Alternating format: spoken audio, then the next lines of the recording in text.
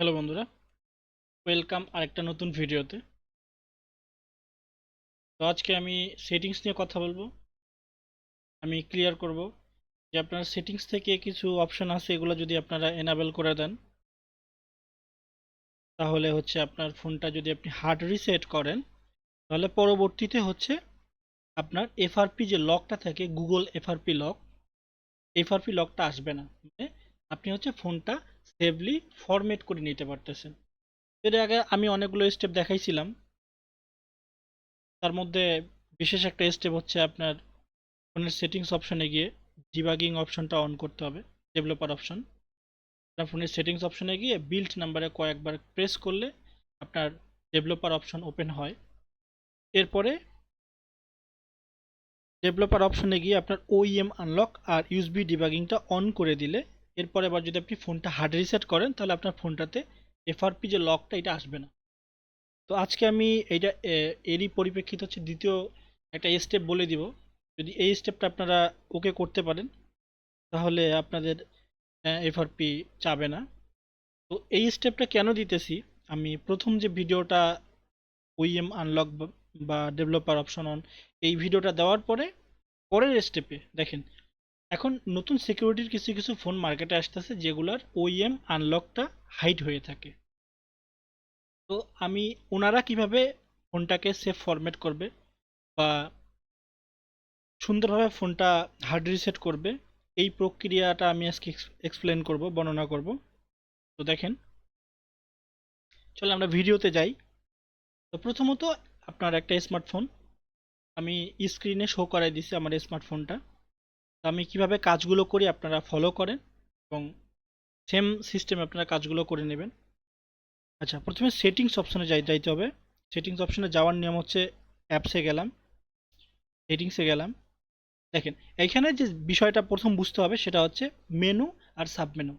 আমি এর আগে আরেকটা ভিডিও এই চ্যানেলে দেওয়া আছে মেনু সাবমেনুর ওপরে, আপনারা এই ভিডিওটা দেখে আসবেন তাহলে মেনু সাবমেনু সম্বন্ধে যে প্রশ্নগুলো আছে আপনারা ক্লিয়ার হয়ে মানে প্রশ্নগুলো ক্লিয়ার হয়ে যাবে। তো আজকে আমি ওইটা দেখাবো না, জাস্ট আমি ছোট করে বোঝাই দিই।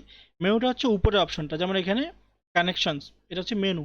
আর নিচের যে ছোট ছোট অপশনগুলো এগুলো হচ্ছে সাবমেনু। যেমন এখানে ওয়াইফাই আছে, ব্লুটুথ আছে, ডেটা ইউজেস আছে, এরোপ্লেন মোড আছে, এগুলো হচ্ছে সাবমেনু। উপরেরটা মেনু, নিচেরটা সাবমেনু। তো এর আগের ভিডিওতে আমি এভাবেই দেখাইছিলাম। দেখেন প্রথমে ফোনের অ্যাবাউট অপশনে যান, যাওয়ার পরে সফটওয়্যার ইনফো, এখান থেকে বিল্ড নাম্বারে 5 থেকে 7 বার ক্লিক করলে আপনার ডেভেলপার একটা অপশন ওপেন হবে। আমি দেখাই, এর আগে আমি বলে দিছিলাম, আগে আজকে আমি প্র্যাকটিক্যাল দেখাইতেছি। ডেভেলপার অপশনে গিয়ে এইটা আপনার আনলক থাকবে না, আপনি টিক দিয়ে দেবেন, আনলক করে দিবেন, টার্ন অন করে দিবেন। এটাও আপনার এরকম থাকবে, এটা আপনি ইউএসবি ডিবাগিংটাও এভাবে অন করে দিবেন। তাহলে করে হবে কি, আপনি এখন যদি ফোনটাকে হার্ড রিসেট করেন তাহলে ফোনটা কিন্তু আপনার যে গুগল লকটা বা আমরা যেটাকে এফআরপি বলি এফআরপি লকটা আসবে না। এখন অন্য কথায় দেখেন, অনেক সময় এখনকার যে লেটেস্ট সিকিউরিটির ফোন, যে মার্কেটে লেটেস্ট সিকিউরিটি যুক্ত যে ফোনগুলো আসতেছে এগুলোর থেকে ওইএম আনলক এটা হচ্ছে হাইড হয়ে থাকে। তাহলে তাদের জন্য করণীয়টা আমি দুইটা স্টেপে বলে দিই। এক নম্বর, আপনার প্রথমে মেনু অপশনে যান, সেটিংসে যান। সেটিংসে গিয়ে এখানে লক্ষ্য রাখেন, দেখেন প্রথমত যে কাজটা করবেন ক্লাউড অ্যান্ড অ্যাকাউন্ট, আপনারা দেখতে পাচ্ছেন স্ক্রিনে ক্লাউড ক্লাউড অ্যান্ড অ্যাকাউন্ট, এটার ভিতরে প্রবেশ করেন। প্রবেশ করলে এখানে আপনার স্যামসাং যদি অ্যাকাউন্ট থাকে স্যামসাং অ্যাকাউন্ট শো করবে, গুগল থাকলে গুগল অ্যাকাউন্ট শো করবে, আর অন্যান্য যে অ্যাকাউন্টগুলো আপনার এই ফোনে লগ ইন আছে এটা শো করবে। অ্যাকাউন্টে যান, এই যে দেখেন এখানে আমার দুইটা অ্যাকাউন্ট লগ ইন আছে, ফেসবুকের একটা অ্যাকাউন্ট, একটা গুগলের অ্যাকাউন্ট। তো মূলত এই গুগলের অ্যাকাউন্টে হচ্ছে এফআরপি হয়ে যায়। আমরা যদি এইটা রিমুভ না করি তাহলে আমাদের ওই লকটা হয়ে যাবে।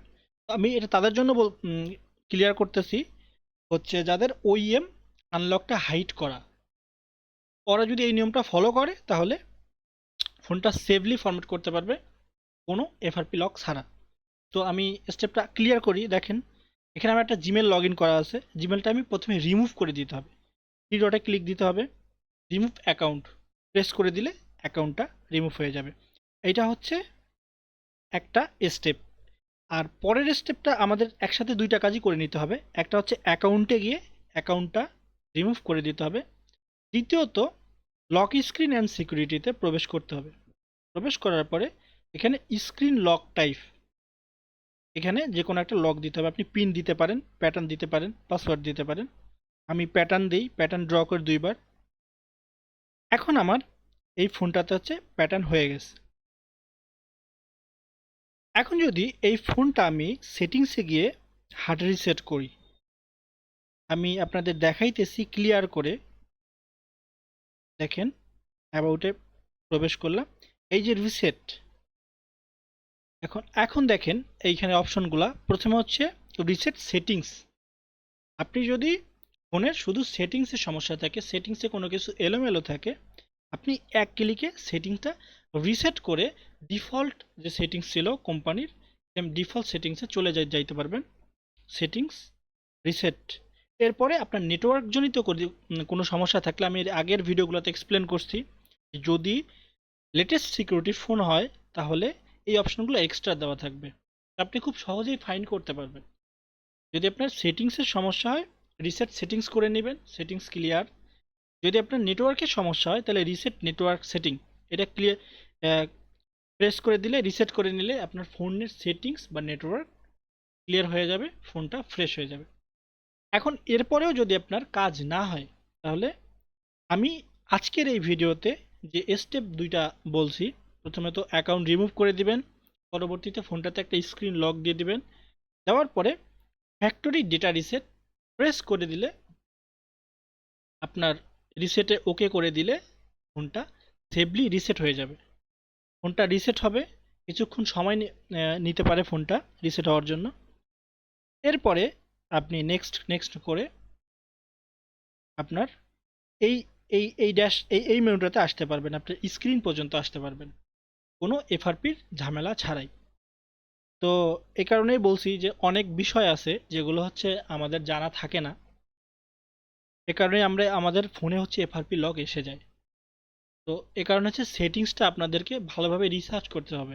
দেখেন, আপনি যদি এতটুকু করে নিয়ে আপনি ফোনটা যদি রিসেট করেন, তাহলে ফোনটা কিন্তু সেফলি রিসেট হয়ে যাচ্ছে। আর যদি এই রিমুভগুলো না করে রিসেট করে দেন, তাহলে ফোনটাতে পরবর্তী এফআরপি লক আসে। এফআরপি লক আসলেই আপনাদেরকে হচ্ছে কোনো টেকনিশিয়ান বা ইঞ্জিনিয়ারদের কাছে গিয়ে ওই লকটা ছাড়াই নিতে হয়, এতে অনেক কস্ট, মানে ওরা অনেক বিল করে। আমি এ কারণেই সেটিংসের এই পর্বগুলো স্টার্ট করছি। তো আশা করি যে আমি আমার ভিডিওতে বিষয়গুলো ক্লিয়ার করছি। তো আপনারা ভিডিওটা দেখবেন, তাহলে ভালোভাবে বুঝতে পারবেন। আর কি টাইপের ভিডিও আপনারা চান সেটিংস নিয়ে বা অন্যান্য কোনো এফআরপি বিষয়, তাহলে আমাকে কমেন্ট করে জানাবেন, তাহলে আমি পরবর্তী ভিডিওগুলো তৈরি করব। তো আজকের ভিডিও এখান থেকে আমি স্টপ করলাম। ভালো থাকবেন সবাই, পরবর্তী ভিডিওর জন্য ওয়েট করেন, আমি এভাবেই ভিডিও দিতে থাকবো। ধন্যবাদ।